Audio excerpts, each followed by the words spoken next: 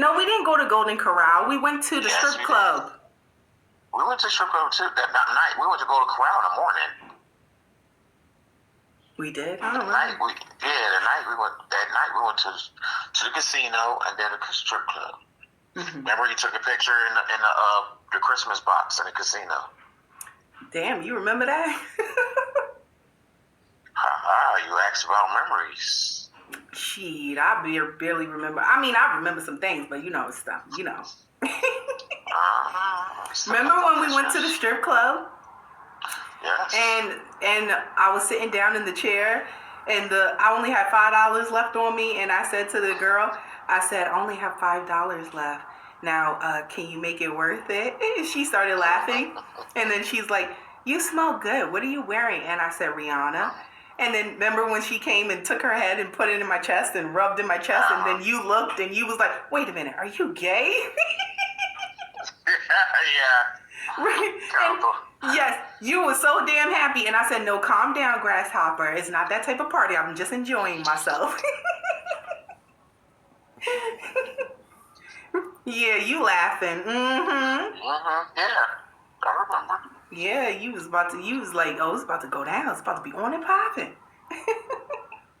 I just enjoyed the view. Yeah, I enjoyed it too. It was very, very nice. I like that. That was the first time ever going to a strip club. Yeah, okay. Yeah. So let me talk about you. Well, when I first met you, I said you was a big dude. You was handsome, and you was a big dude. Like football type status. And I stated I like the fact that you don't play no games, and that remember that time when we was in your house and your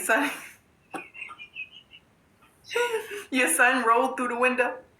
And you was like, oh my God. And you was like, who the fuck is climbing through the window? And you went on top, and you know what? I ain't gonna say the rest. Yeah, I popped that thing out the ceiling. Yes, and I was collective. I was sitting over there talking about what the fuck. He really. Shocked my son too, because he didn't know I had it. Wow, I was like, that's a badass motherfucker right there. I said, that's what I like, protection. That's right. I said, oh, he knows how to protect a woman. He'll shoot your ass straight on your ass. I was like, ooh, yeah. Protection, that's what I'm talking about. Don't play coming up in people's homes and shit like you got it like that. Hold up, stand your ground now. That's right. So, you know how much I have grown. So, throughout the years, how would you describe my growth and my transformation? You gradually came along. That's only because you thought about other people too much instead of thinking about yourself. Absolutely. Their feelings and stuff like that. Even though you know that baby dad was going to hurt you again, was going to do, and he ain't this and he ain't that, and he lied to you a whole bunch of times, and you still just gave him the benefit of the doubt. Yeah. Even though you already knew what was going to happen. Coming back and leaving and coming back, and you knew what was going to happen, but you just still gave him the benefit of the doubt and was just too nice on it. Yeah. My mom said the same thing tonight. My mom said the same thing about my daughter's dad. She said, well, I don't know that many guys you have been with, but the two I do know. And I said, well, Ma, I only been with 3 guys, long-term relationships for the most part. And she said, well, the 2 I do know, I didn't like them. John, she really I didn't even know she was going to say that, but she said, yeah, the 2 guys I did not like, and your baby daddy I did not like, and I don't understand why you stayed with them for as long as you did, but I know people got to go through their own things. And she was like, I was happy that you got rid of those. Yeah, and you didn't need them. You was doing what you did on your own. Yeah. That was the most pertinent thing is like, and like, oh, he took care of everything on bill or this and that, Yeah. and you really needed, you didn't need him. Yeah. On your place. Yeah. That's what I realized. Took care of him way before he even tried to take care of you. Yeah, I did. You know, for years. I was 18, man. Can you imagine? And that's young to start off taking care of somebody. Yeah. You know, but you're so used to being on your own and taking care of yourself, it just became second nature. You know what I mean? Yeah. And that's why you stayed around them for so long. Because you're that motherly type, regardless. Yeah. You know, I don't, to be honest with you, like my mom, when I speak to my mom about, you know, being with my daughter's dad for 13 years, you know, I tell my mom, she states, well, that's a long time. That's a long time. And I said, yes, it is. But to be honest with you, I have no regrets. I know a lot of people get bitter and angry and mad for being with a person for so many years and not receiving anything out of it. I get it. But for me, I have my beautiful daughter, and for me, I learned from it. So I'd rather... Yeah, that's what I was going to say. You did receive something out of it. Yeah, I've received... knowledge. Yeah, I've received my daughter, and I received the knowledge and the wisdom. And I'd rather take that with me. Most people, they hold on to the hurt and the bitterness of what a man did to them or what a woman did to the man and things like that. You're not going to get nowhere in life if you hold on to that.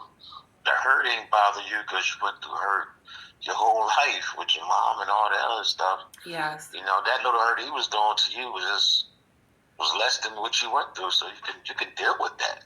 Yeah. You know? Yeah.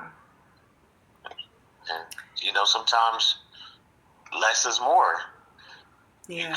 You're dealing with something less is easier to be with than just dealing with more than where you came from.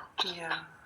You know, and people who put you through that don't realize that because they don't realize what they was doing when they was putting you through it.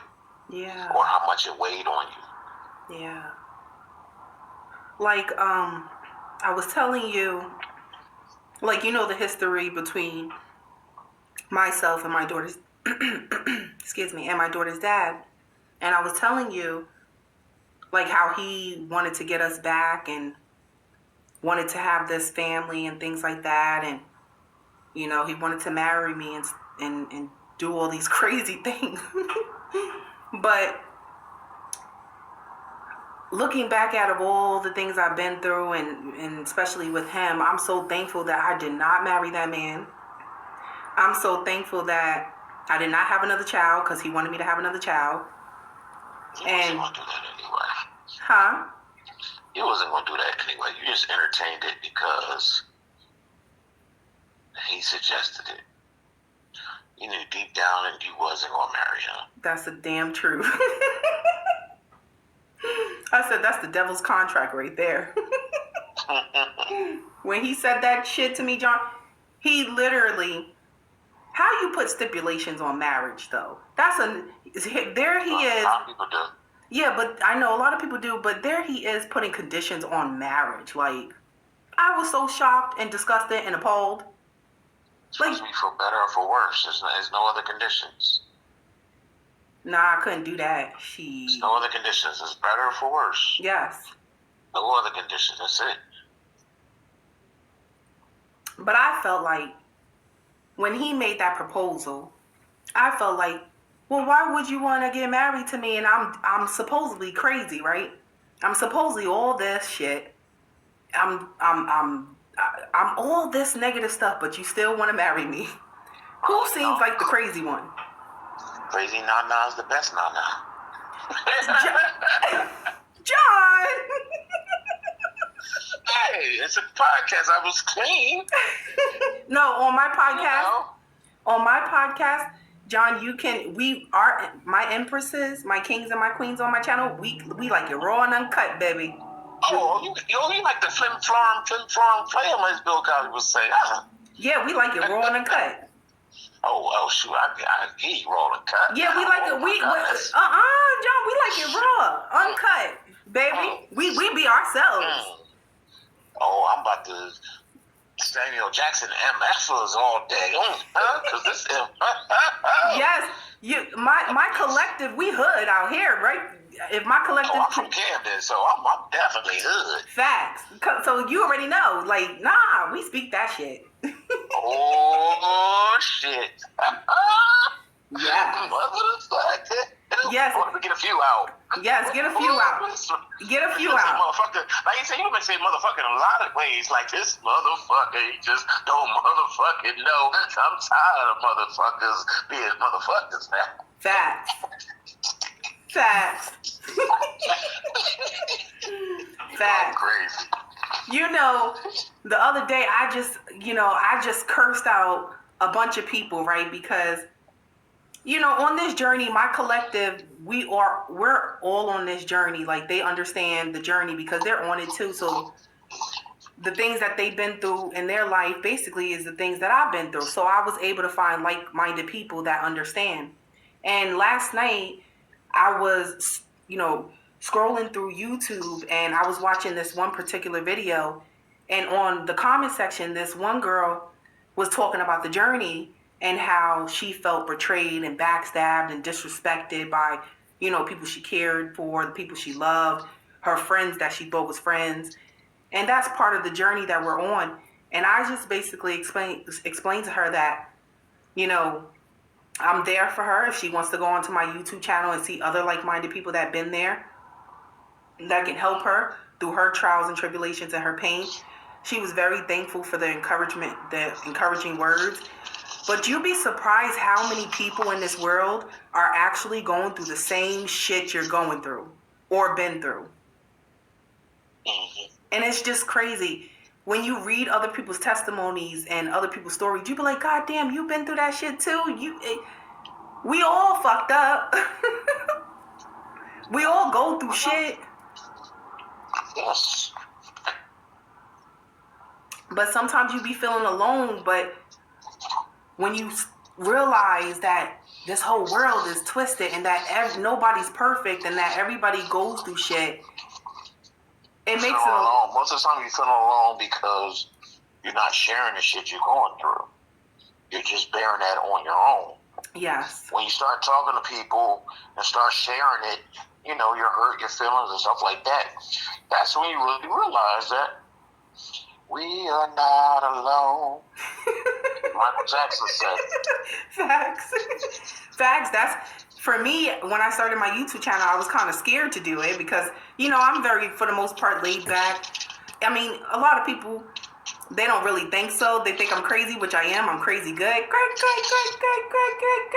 But you know what?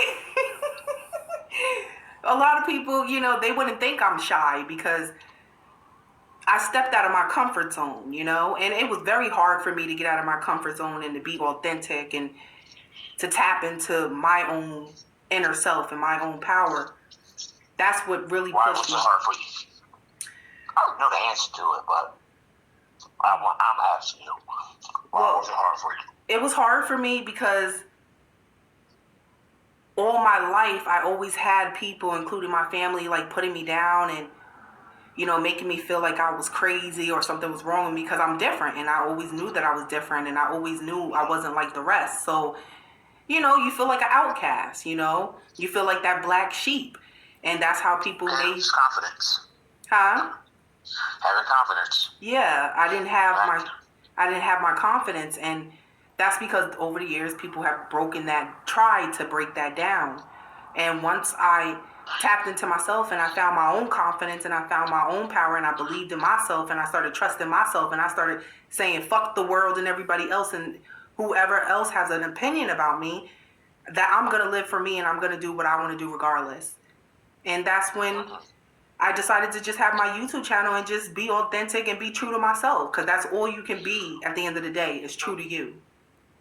True. And you know when I realized this of you? When? Oh, when I first met you. Oh. I've seen it in you already. I was just saying that because you had to see it in yourself. You had to run that road and do that thing. You know, like how many times you be like, oh, yeah, I'm going to leave my baby daddy again, because I ain't gonna be. I'm like, and you're gonna be back with him. He was like, no, I'm not. No, I'm not. I was like, yeah, until you realize, you know, that you'll be back with him. So you got to the point where, like you said, you get all your confidence back. You see what I saw. I'm gonna say what I saw, and you know that's a whole eye-opening experience. It is, and you know, I'm not the type of person to like, you know, lead people on or to, you know, I'm a very faithful woman for the most part. You know what I'm saying? So, and I say for the most part because, you know, I wasn't perfect back in the days. You know, I stepped out on my baby daddy when I had enough of his bullshit. I did, but for the most part, I feel that I'm a very honest, trustworthy woman, and I feel like the relationships that I did have, I feel like people need to stop trying to deprive people when you get into these relationships of emotional stability. You know, when you deprive people of emotional stability, especially a woman, that's a problem.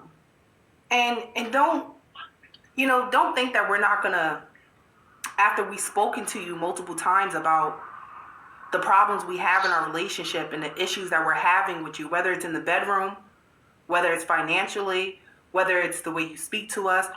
If we come to you as a woman and we tell you that something is bothering us or we're not getting enough of something that we need, and that woman, I'm not saying it's right, but that woman decides to cheat. I mean, what do you think, John? I feel like if that woman decides to step out and cheat, it's not right, but it's like, what do you expect a man or a woman to do in a situation where they're not getting their needs met? But it's not for anybody outside of that person to say it's not right. Morally or whatever, it may not be right because you're with somebody, whether you're married or just boyfriend or girlfriend, morally. But in that person's mind, what they're not getting or what they're lacking, love, whatever, whatever it may be, you can't tell that person it's not right for them to seek out their happiness. Yeah. And a lot of people, oh, that's not right. Oh, you cheated on her. Oh, you cheated on him. And that's not right. And they was a good person. You did da-da-da-da. Well, obviously, something triggered them to do it, unless they're just a straight-out whore. Yeah, exactly. Yeah. Which really ain't no such thing. They might just be a sex addict or something, just like different type of people. It can't be with one person. Yeah. You know, I don't even believe in the word whore. Yeah. I mean, people want to sleep around. Yeah. You know, I don't care if you got 100 body men you slept with. Doesn't matter to me. I'll just say, look, your experience. Yeah. I mean, if you go to a doctor, you don't want a doctor that did this is his first surgery. No, you want a doctor that did 100 surgeries. Yeah. Exactly. But, you know? Yeah. But is that a whore doctor? No, he's experienced. Yeah. Exactly. Well, me. I'm gonna shut the fuck up on that one. I'm not gonna say shit. Stuff like that. Yeah, I wanted to stay. I'm gonna call my mom and ask her for a couple more days. I was like, no, don't do that. Just get back to your daughter, get back to everything. And you really wanted to run away, and that wasn't the answer. I did. I really, at that point in my life, I wanted to just say fuck it all and just leave. If I could get. At that time, if I had the money to get on a plane and get the fuck up out of Dodge and nobody will find me, nobody knows, I would have went. That's how far. You could have stayed where you was at for as long as you wanted. I know. But that wasn't the. Yeah, you knew that, but that wasn't the answer. Yeah. The answer is to deal with what you got going on. Yeah. That was the answer. Exactly. Running away is not going to solve anything. And I knew I was going to go back to the fuck shits and I had to deal with it. So it would have never been. Go back there. I didn't, but I don't know. Like, it would have not been fair to you. I wasn't trying to. I didn't want to bring my burdens to you, you know? No, it was fair to me. It was no burdens on me. I could handle all that. I'm a grown ass man. I know, but I just felt. On the handle. I know, My thing was unfair. Was your daughter. That's the only unfair thing that I was thinking about. If you didn't have no kids, you probably would have went back. I wouldn't. I was just like, all right, cool. Yeah. Doesn't matter. I wouldn't. Stay. And now I see it that. It matter to me. You know me. It was all love, and we stay at my house all the time. We can't at my cousin's house. What do you say? Stay as long as you want.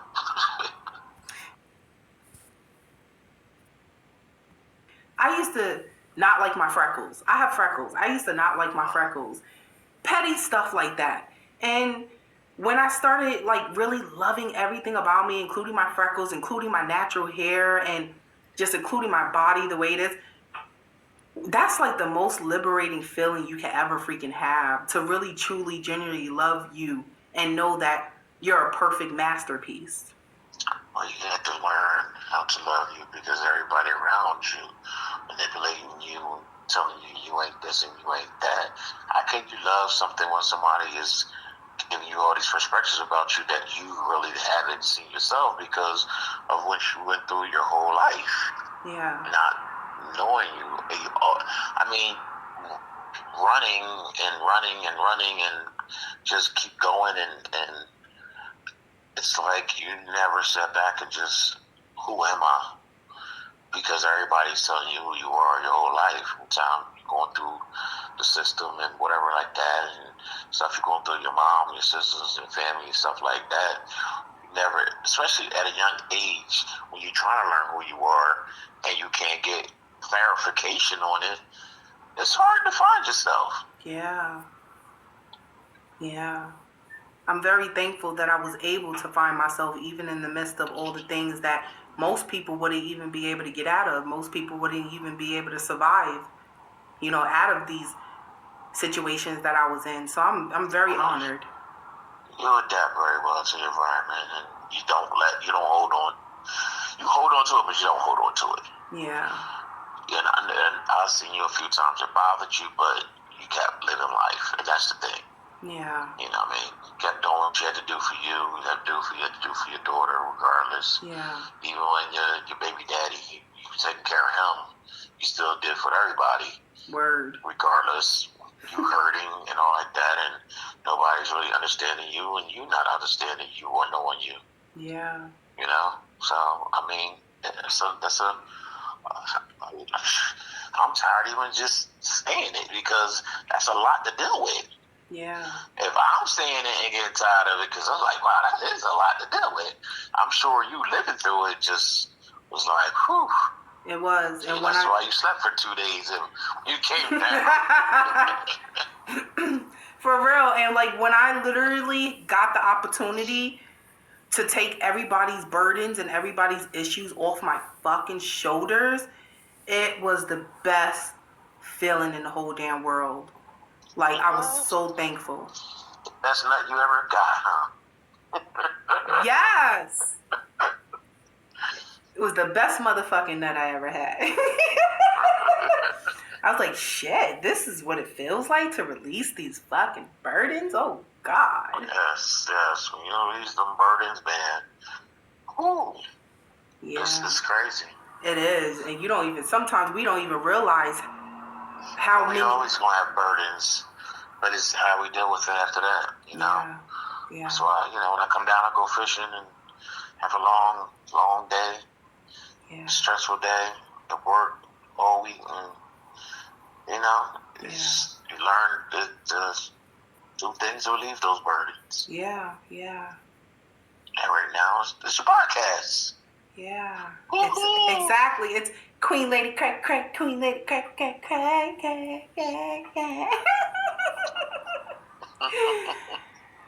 I am really truly blessed, John, beyond words, and I can't complain about shit, and I don't have no regrets about anything. Not a goddamn thing. And I'm so thankful, because most people go through life still having regrets. I don't have regrets about a goddamn thing. Because I feel like the only people who have regrets are the people who did, for the most part, people wrong, and they hold that their guilty conscience is eating at them because they know they did these people wrong. So they're in regret. Me, I knew I always tried my best to be the best person I could be for people in my life, whether it's friends, relationships, jobs. So shit, I don't have no regrets about anything. I learned not to have any regrets because what I did. You know what I mean? Facts. Regrets will weigh you down. I mean, I might did a lot of. Well, I ain't gonna say I might have. I've done a lot of effed up things. You know what I mean, in my life. Not stuff that I ain't proud of. I'm not regretting it because I did it. I made that conscious choice to do it. Facts. You know what I mean? Some things may have money involved. Some things may not, but I made the conscious choice to do it. So I'm not regretting my choice. So once I regret my choice, then I'm just disregarding everything I am as a person, everything I may think of or what I want to do. Yeah. Now I may have made the wrong choice, but that's all it is. It's not a regret. Just made a wrong choice. Yeah. Absolutely. That's how I feel. Shit. I feel like shit. Whatever I did in my life throughout my life is because I fucking wanted to do it, and unfortunately I had to pay for the consequences. I paid for the consequences, and that's what it is. You know? You're not supposed to do nothing unless you can pay for the consequences. Exactly. You know? See, men is I ain't gonna say men, because women too, they're selfish. A lot of them like to get their own. Just like the men, they like to get their, let me get my shot off, let me do what I got, let me feel good, and not worry about making the other person feel good. Yeah. So a lot of men and women don't realize is when we get those feelings, or we about to come, or we about to this, whatever, or it feels good, our body reacts to it.